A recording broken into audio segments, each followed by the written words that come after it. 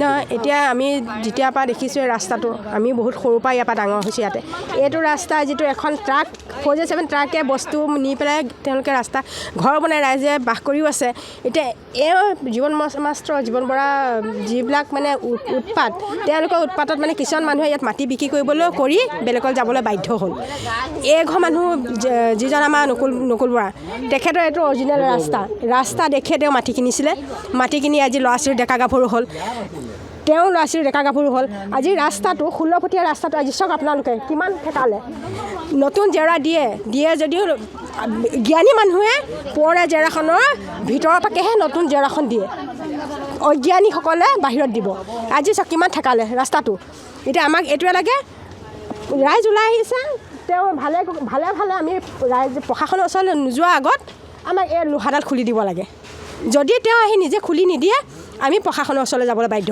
আমি ISBT ৰাতিপুৱা 9টা বজাত আমি তাত গৈ জনালোঁ তেওঁ এই মুহূৰ্তলৈকে আজি 2 ঘণ্টা 2.5 ঘণ্টা সময়লৈকে ISBT প্ৰশাসন এতিয়ালৈকে নাই অহা ৰাইজ ৰখি আছে তথাপি তেওঁ আহিব কিবা এটা আমাক দিহা পৰামৰ্শ দিব বুলি ৰাইজ ৰখি আছে কিন্তু তেওঁলোক অহা নাই আমি এতিয়া গোটেই ৰাইজ লগ হৈ পেলাই আমি পুলিবৰ থানালৈ যাম তাতো আমি কাগজ দিম কি তেওঁলোকে আমাক সহায় সহযোগ কৰে যদি তেওঁলোকেও যদি আমাক নকৰে আমি সকলো ৰাইজে আহি আমি নিজে উঘালি দিম তেওঁ তেতিয়া আমাৰ ওপৰত একো কৰিব নোৱাৰিব কিন্তু গেছ মমতা আমাক একো দিব নোৱাৰিব এখন ৰাইজক তেওঁ বহুত উৎপাত কৰি আছে বহুত আমাক শাস্তি দি আছে ৰাইজক সেইকাৰণে পিছত তেওঁ আমাক পুলিচত দিলে কিন্তু আমাৰ ৰাইজে শান্ত হৈ বহি নাথাকোঁ আমি বাপসকলক সন্মান জনাইছোঁ আমি নকুলপুৰৰ ৰাস্তাটো বিশেষকৈ তেওঁ যেতিয়া আছিলে তেতিয়াৰ পৰা একো গণ্ডগোল নাই এই ৰাস্তাটোত আৰু যেতিয়া এই জীৱন বৰা আহিল তেতিয়াৰ পৰা এই ৰাস্তাটো এই মাটিডোখৰ কিনাৰ পৰা সদায় গণ্ডগোল হৈ থাকে তেখেতক কি কয় মাজে মাজে তেওঁক গালি গালাজো পাৰে আৰু এই ৰাস্তাটো বন্ধ কৰি দিয়ে এতিয়া আপোনালোকে দেখিছে এইডাল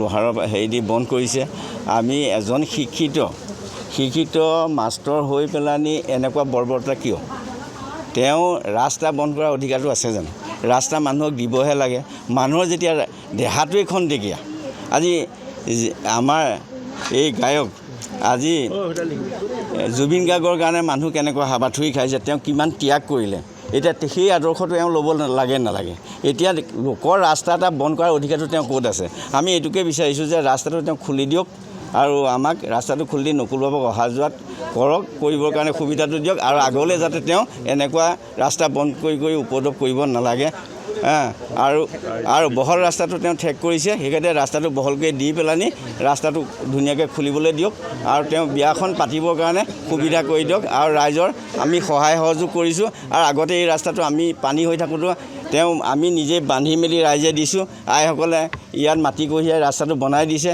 আৰু পঞ্চায়তৰ সভাপতি আহি ইয়াত এখন ফ্লেগ মাৰিছে এখন চাইনবোৰ্ড মাৰিছিলে সেইখন তেওঁও ইয়াৰ পৰা উঘালি লৈ গুচি গ'ল এইটো অধিকাৰ তেওঁ ক'ত আছে পঞ্চায়তৰ ফ্লেগ উঘালি তেওঁ লৈ গুচি গ'ল গৈ পানি এতিয়া আকৌ তেওঁক এই ৰাস্তা বন্ধ কৰি পানি লোহাৰ পাইপ দি দিছে সেইকাৰণে আমাক মুঠতে ৰাস্তাটো খুলি দিব লাগে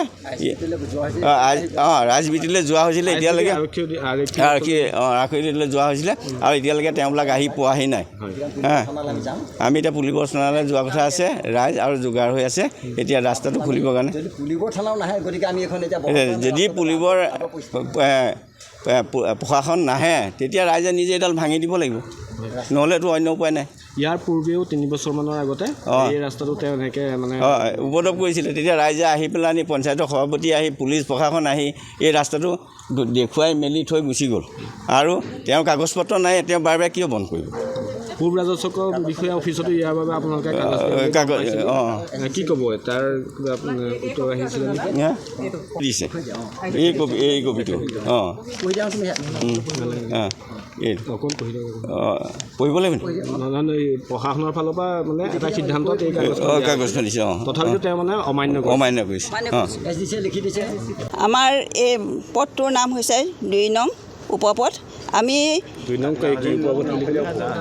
নাহলীয়া উপপথ আমি এই পথটোৰ কাৰণে এঘৰ মানুহে বহুত সমস্যাত ভুগি আছিলে বহুতবাৰ তেখেতক আমি ৰিকুৱেষ্ট কৰিলোঁ যে ৰাস্তাটো অকণমান বনাই দিওঁ আপোনালোকেও সহায় কৰক আমিও সহায় কৰোঁ গতিকে আপুনি চবৰে ভাল হ'ব ৰাস্তাটো আমি বনাই দিওঁ কিন্তু তেখেতে ক'লে নাই মোৰ ৰাস্তাটো মই নিদিওঁ তেতিয়াহ'লে আপুনি যদি নিদিয়ে আমি থানাত ইজাহাৰ দিওঁগৈ আৰু থানাৰ পৰা আমাক কি পৰামৰ্শ দিয়ে আমি সেইমতে যাওঁ সেইমতে গৈ আমি থানাত এজাহাৰ দিলোঁ। থানাৰ পৰা আমাক আহি চালেহি। তাৰপৰা আমি DC SDC আমি সকলোৰে ওচৰলৈ গ'লোঁ।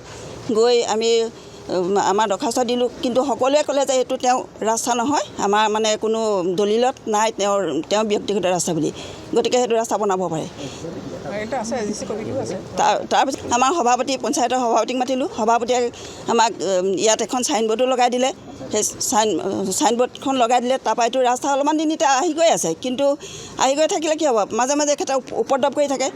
আগতে যিখিনি জীৱন বৰা এজন শিক্ষিত মাষ্টৰ, তেখেতে উপদ্ৰৱ কৰে।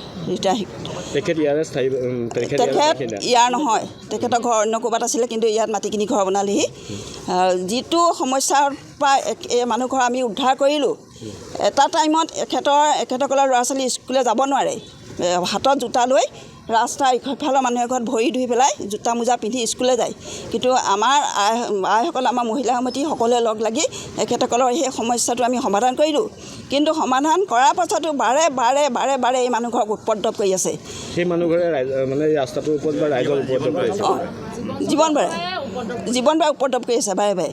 যিহেতু এয়া কেতিয়াবা এনেকৈ ৰদ বান্ধি দিব, কেতিয়াবা আগতে যেতিয়া মানে পানী হৈ আছিলে, তেতিয়া নকুল বৰা বাপে তাত ইয়াত বস্তা দি দিয়ে, মাটি ভৰাই বস্তা দিয়ে, কিন্তু ৰাতিৰ ভিতৰতে বস্তাটো ফালি পেলাই সেই পানীৰ লগত মিলাই দিয়ে, এনেকুৱা উপদ্ৰৱ কৰে। তাৰপাছত সেইবোৰ কৰাৰ পাছতো আমি তেতিয়া অকণমান উপযুক্ত কৰিলোঁ। কৰাৰ পাছতো এতিয়া ৰাস্তা হোৱাৰ পাছতো এতিয়া আকৌ তেখেতে এতিয়া এইবিলাক কৰিছে। যিহেতু 16 ফুটীয়া ৰাস্তা এইটো, যিহেতু এই ৰাস্তাটো মোৰ এগৰাকী বৰমাৰ মাটি আছিলে। সেই মাটিডোখৰ যেতিয়া বৰমাই বেচে, তেতিয়া এই ৰাস্তাটো আছিলে। এই ৰাস্তাটো নথকা হ'লে কি মানুহে মাটি ল'লেহেঁতেন নেকি? এইটোকে তেখেতক ক'লেও তেখেতে নুবুজে। গতিকে আমি আজি সকলো ৰাইজ ওলাই আহিছোঁ। এই ৰাস্তাটো যিডাল ৰদ বান্ধিলে, ৰদডাল খুলি দিব লাগে, আৰু যি ৰাস্তাটো ঠেক কৰিছে সেই ঠেকটো বহলাই দিব লাগে। অন্যথা আমি আঁতৰি নাযাওঁ। আমি এতিয়া আইনৰ ওচৰলৈ যাবলৈ সাজু হৈ আছোঁ। দেখি আমি ঘূৰি আহিলোঁ। ISBতে গৈছিলোঁ, সহায় নাপালোঁ। ISBতেতো এখেতে আকৌ ফোন কৰিলে আহে, কিন্তু আমি ISBতে দৰখাস্ত দিলেতো নাহিলে। ISBতে আৰক্ষী।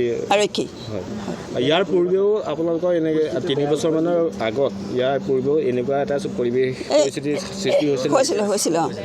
তেতিয়া আপোনালোকে কি কৰিছিলে সেই বিষয়ে জনাবচোন অকণমান। তেতিয়া আমি পুলিচ প্ৰশাসনে আমি আমি পঞ্চায়তৰ সভাপতি আহিলে। আমি আহি সকলো তেখেতসকলে আমাক মাতি, এইটো ৰাস্তা মানে ব্যক্তিগত ৰাস্তা নহয় বুলি তেখেতসকলে আমাক কাগজ পত্ৰই দিলে। এতিয়াও আছে কাগজ পত্ৰ, এইবোৰ চব ডকুমেণ্টছবিলাক আছে। SDB অফিচৰ পৰা যিখিনি দিলে সকলো আছে। গতিকে তেখেতে বাৰম্বাৰ কিয় এনেকুৱা অৱজ্ঞা কৰি আছে মানুহ ঘৰক আমি বুজি পোৱা নাই। আৰু ইফালে ল'ৰাটো বিয়া পাতিছে, আজি পেণ্ডেলৰ মানে ৰভা খুটা পেলাবহি কৈছিলে। সেই মুহূৰ্ততে তেখেতে এনেকুৱা অন্যায় কৰিছে। গতিকে আমি ইয়াৰ নিবাৰণ বিচাৰোঁ।